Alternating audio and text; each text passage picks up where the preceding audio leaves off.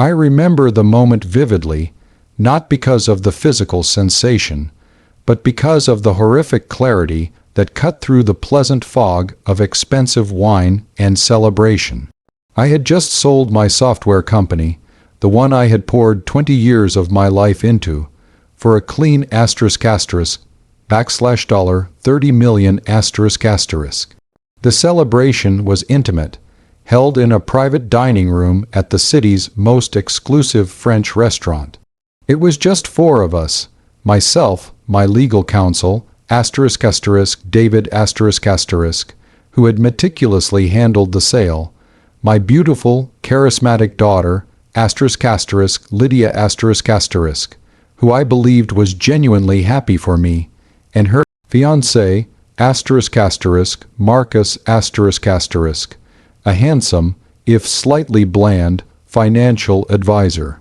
I had just raised my glass for the final toast, a toast to new beginnings, when the waiter, a young man named Alex, who had served our table discreetly all evening, leaned in and whispered, his face pale with urgency, Mr. Peterson, don't drink that.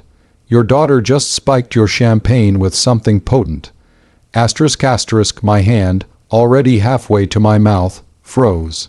The cold glass felt suddenly heavy and menacing. I looked from the glittering, golden liquid to Lydia, who was smiling at me, her eyes just a little too bright, then to Marcus, who looked away instantly, a thin layer of sweat beading on his forehead. The core conflict was delivered on a silver platter. My only child, the person I was planning to share this incredible new fortune with, had attempted to incapacitate me, presumably to steal my access or seize control before the money was officially settled. I, Richard Peterson a man who had successfully navigated 2 decades of cutthroat business negotiations, was about to be destroyed not by a rival CEO, but by my own flesh and blood. My mind raced. Was this a simple attempt to look through my phone and passwords, or something far darker, something related to the complicated legal finalization of the deal happening tomorrow? Did I confront her instantly, screaming the betrayal in that pristine, quiet room, creating an irreversible family rift, and maybe risking a physical confrontation? Or did I play the long game, swallow the poisoned drink metaphorically, and use my knowledge to execute a cold, precise counter-strike, ensuring she lost everything she was scheming for? Tell me honestly, would you have smashed the glass and exposed the crime immediately, or would you have smiled back and pretended to drink the champagne? To truly grasp the depth of the betrayal and the terrifying context of Lydia's actions, you have to understand the circumstances surrounding that $30 million sale and the relationship I had with my daughter. I'm Richard, 58 years old, and a self-made tech entrepreneur. Lydia, my only child, is 28. Her mother, my ex-wife, had left when Lydia was young, and I raised her myself, spoiling her perhaps too much out of guilt and love. I always intended for Lydia to be the primary beneficiary of my life's work. The $30 million was meant for her security, for her future, and perhaps for a large, extravagant wedding to Marcus, whom I deeply mistrusted. Marcus, 30, was the classic handsome predator. He was charming to a fault, always asking invasive questions about my company's valuation, constantly urging me to retire now, and pushing Lydia towards reckless spending habits. I had repeatedly warned Lydia that he was only interested in her eventual inheritance, but she, blinded by his superficial charm and the high society lifestyle he promised, refused to listen. The timing of the business sale made the poisoning attempt so critical. The paperwork was signing off tomorrow morning. Today, all the final account transfers and login details, the digital keys to the kingdom, were being established. Crucially, my private, encrypted flash drive, which contained all the final transfer codes and legal authorizations for the large wire transfers set for the morning, was in my briefcase, sitting right next to my chair. Lydia and Marcus knew this. They knew that if I was incapacitated tonight, they could access the drive, execute a false wire transfer, or worse, legally establish a temporary power of attorney before the funds were fully dispersed, giving them control over the entire sale proceeds before the ink was dry. This wasn't about small theft. It was about seizing $30 million and casting me aside. The young waiter, Alex, who had given me the warning, was a student working his way through college. He hadn't seen the whole action clearly, but he had seen Lydia discreetly drop something into the glass while my attention was momentarily drawn to David, my lawyer. Alex was clearly terrified, but felt compelled to speak up. I gave him a slight, almost imperceptible nod, a silent promise that I heard him and that I would handle it without exposing him. His loyalty was a shocking contrast to my daughter's treachery. I lifted the glass. Lydia's face was fixed in that bright, predatory smile. Marcus was now staring intently at the flame of the candle, trying to disappear. I didn't drink. Instead, with a slight cough, I lowered the glass again, pretending to catch my breath. The emotion of the moment. I joked, my voice steady despite the seismic shift happening inside me.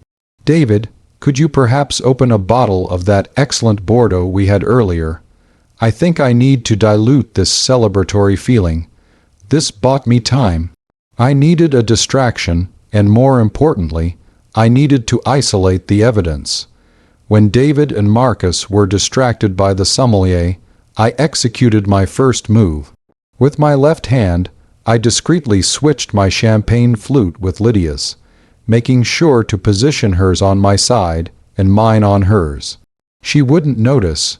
All the flutes looked identical. If the waiter was right, her glass now contained the spiked mixture. If he was wrong, no harm done. I spent the next hour acting like a proud, slightly tipsy father. I made long, rambling toasts about my plans for the future, dropping hints about retiring to an island, all while watching Lydia like a hawk. The tension began to fray her nerves. She kept fidgeting, glancing at her watch, clearly annoyed that I wasn't falling into the stupor she had planned. Finally, she took a large sip from the glass sitting next to her, which was now mine, containing the spiked drink, and waited. Nothing happened. I, of course, had switched the glasses back a few minutes later, using the excuse of asking the waiter for ice. Her patience was wearing thin. The true test came as dinner concluded. Marcus, eager to execute the final steps of their plan, stood up. "Richard, wonderful dinner. We have an early flight to the Hamptons tomorrow. Could we perhaps just take a quick moment to finalize that document you mentioned before we leave, the one authorizing your immediate access to the funds?" This was it. They weren't just trying to seize control. They needed a specific signature tonight. I stood up, pretending to sway slightly. "Ah, Marcus, you know, I think that lovely champagne has finally caught up with me. I'm feeling rather fuzzy. David, you have the briefcase, right? Maybe tomorrow, first thing, at your office." Lydia's mask finally cracked. Her smile dissolved into a sneer of pure, desperate fury. "Dad, don't be ridiculous. It will take 2 minutes. We need to do it now." Her sudden, aggressive demand confirmed everything. She wasn't asking for my well-being. She was demanding access to the $30 million. I feigned confusion. "Lydia, sweetheart, why are you so upset? It's just paperwork, unless—" I let the word hang in the air, but I didn't push it. I needed to move the weapon, the flash drive, from my briefcase to a safer location before I played the next act. I managed to excuse myself to the restroom, taking the briefcase with me. In the privacy of the marble stall, I retrieved the encrypted drive, hiding it securely in my shoe. The empty briefcase was placed back by my chair. So that's the situation I was in. I was sitting at a table with my only daughter and her fiancé, who had just tried to drug me to steal my entire $30 million fortune before the deal was finalized tomorrow morning. I had the critical access codes safely hidden on my person, but they didn't know that. They believed the codes were still in the briefcase, and they were desperate enough to try a physical attack if I continued to stall. My choice was terrifying. Do I confront Lydia and Marcus publicly, calling the police and accepting that my daughter is a criminal who will go to jail? Or do I complete the sale in the morning, let the $30 million land safely in my account, and then, from a position of absolute financial power, execute a calculated, legal, and financial revenge that would ruin their lives completely without sending my daughter to prison? Before I tell you what happened next, I want you to pause and comment below what you would have done in my shoes. Would you have prioritized justice and called the police, or would you have prioritized self-preservation and used your money to secure revenge? Seriously, let me know what choice you would have made right there. I chose self-preservation and financial revenge. Calling the police would have put my own daughter in jail, created a massive media scandal around the sale, and, worst of all, potentially halted the $30 million transfer if the buyer deemed the legal situation too messy. My first priority had to be securing the money and securing my future. I walked back to the table, still feigning slight grogginess. The tension was murderous. Marcus was now visibly sweating, his composure shattered. He glanced repeatedly at the briefcase. I delivered the final blow of the evening. Lydia, you know, I think I need to sleep this off. David, you drive me home. Marcus, Lydia, you guys enjoy the rest of your evening. As David and I left, Marcus made a quick grab for the briefcase. I'll carry this out for you, Richard. I laughed, a genuinely weary sound. Oh, no need, Marcus. It's just my old history textbook in there now. David's got the important stuff. That was a small lie, designed to throw them off the scent, confirming to them that the briefcase was useless. The next morning, at David's office, the deal closed perfectly. The $30 million was wired directly into my newly established private trust, completely inaccessible to anyone but me. I was safe. My revenge began that afternoon. I started with Marcus. I didn't want him in Lydia's life, and I definitely didn't want him anywhere near my money. Marcus, the financial advisor, had an impeccable professional reputation. I made an anonymous, detailed tip-off to his firm's compliance department, outlining an entirely fabricated but plausible scenario involving Marcus misusing insider information from a previous deal, carefully crafting the timing to coincide with his recent engagement to a high-net-worth individual's daughter. I didn't mention Lydia or the poisoning. I simply destroyed his professional reputation by raising the alarm about his ethics. Within 48 hours, Marcus was placed on administrative leave. His clients pulled their funds, and his career was essentially terminated. Next, Lydia. This was harder. I needed her to lose Marcus and realize the severity of her actions without facing criminal charges. I called her, Lydia. I said, my voice empty of emotion, I know about the champagne. I know you and Marcus planned to incapacitate me, take my passwords, and seize control of the deal. She immediately burst into tears, denying everything, claiming I was paranoid and that Marcus was innocent. I didn't call the police. I continued, cutting through her protests. But you will never see a penny of the $30 million. I have removed you as my sole heir. The money is locked in a discretionary trust, and I will be donating 90% of it to my late wife's cancer research foundation. I will give you $100,000 for a fresh start, on the condition that you break off your engagement with Marcus and enroll in mandatory therapy. If you contest this, I will call the police and I will tell them about Alex, the waiter, who saw you drop the substance. The devastation hit her instantly. It wasn't the threat of prison that broke her. It was the loss of the $30 million, the fortune she felt entitled to, the fortune Marcus was marrying her for.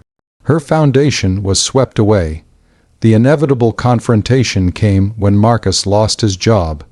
He instantly turned on Lydia, screaming about how her idiot father had ruined him and how he would never have stayed if she hadn't promised him the fortune. I received a frantic call from David, my lawyer, who informed me that Marcus had tried to break into my old company's offices, convinced the money was still there.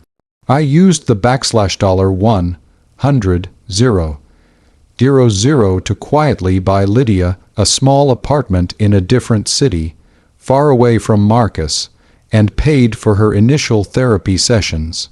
It was a lifeline, not a reward. She took the money and the apartment, but she didn't speak to me for a year. The silence was painful, but it was better than the betrayal. Marcus was left with nothing but professional disgrace and massive legal bills. His career was permanently over.